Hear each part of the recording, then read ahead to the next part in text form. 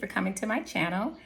I am Jackie Horton, your wellness and health specialist. I am here to promote wellness and good health. The real you is breathing down your neck, begging you to manifest. It's got to be a lifestyle change. When you shift your paradigm, when you shift your thinking, only then what you see in your head, you will hold in your hand. Hi, thank you for joining me today.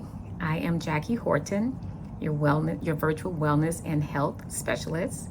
As always, I'm here to talk about things that promote wellness and good health, amplify long-standing strategies, and uplift those things that we can build upon that are positive.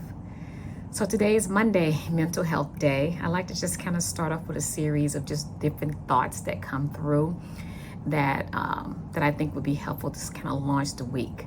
So today I want to talk a little bit about, the silent pain.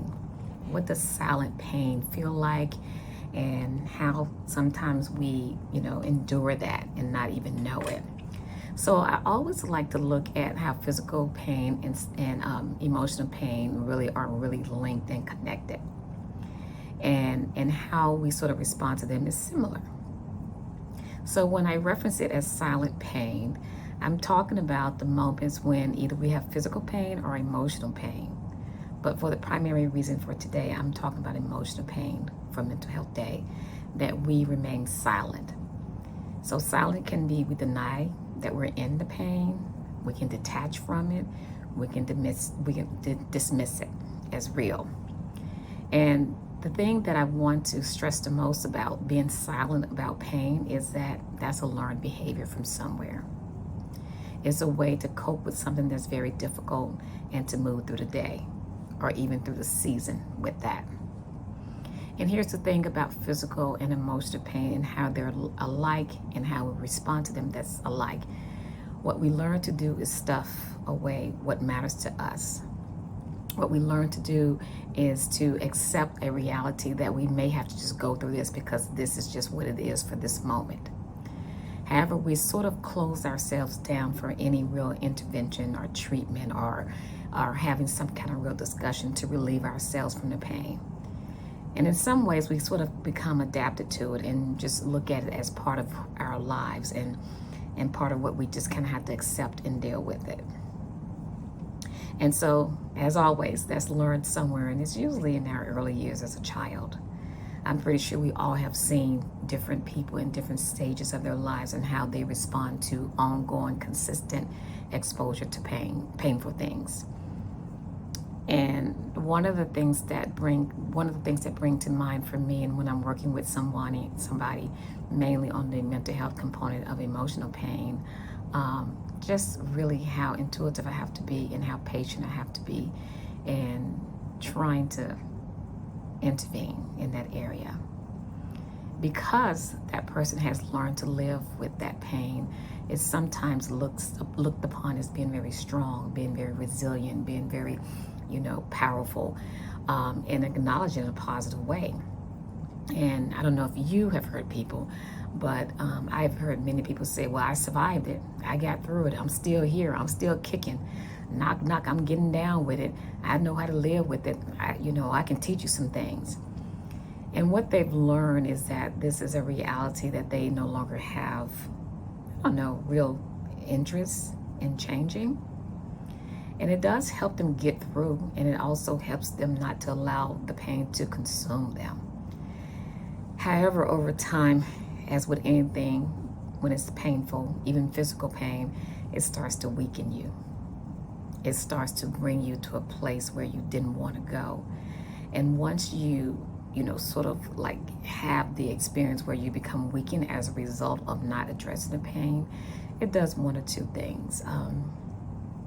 It either consumes you and you fall down, or you may become even more so hardened where you're not even aware that the pain is that present and that strong and that powerful anymore.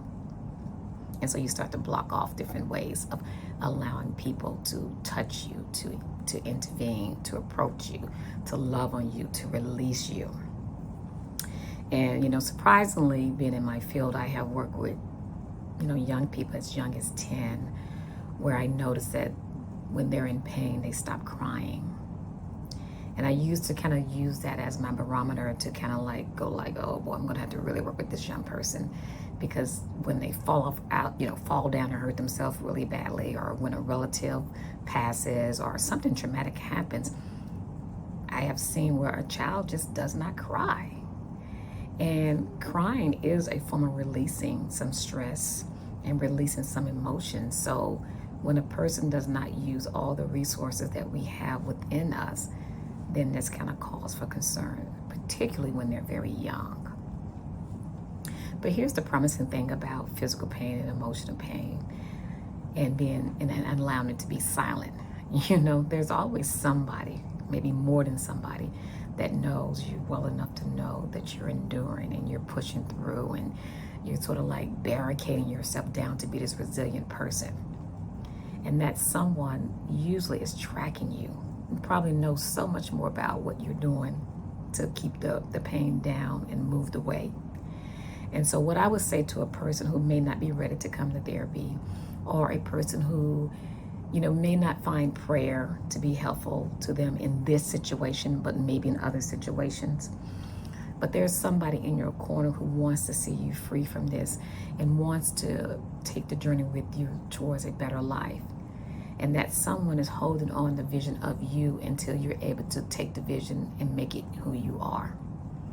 So in the meantime, if you're one of those people who quietly, silently walks through life knowing that they have a lot of excessive pain, just know that there's someone looking at you and waiting for you to come to them.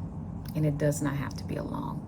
I can tell you the journey to the exodus from this is pleasurable more than you ever know. So take care of yourself, and thank you so much for joining me today for Mental Health Monday.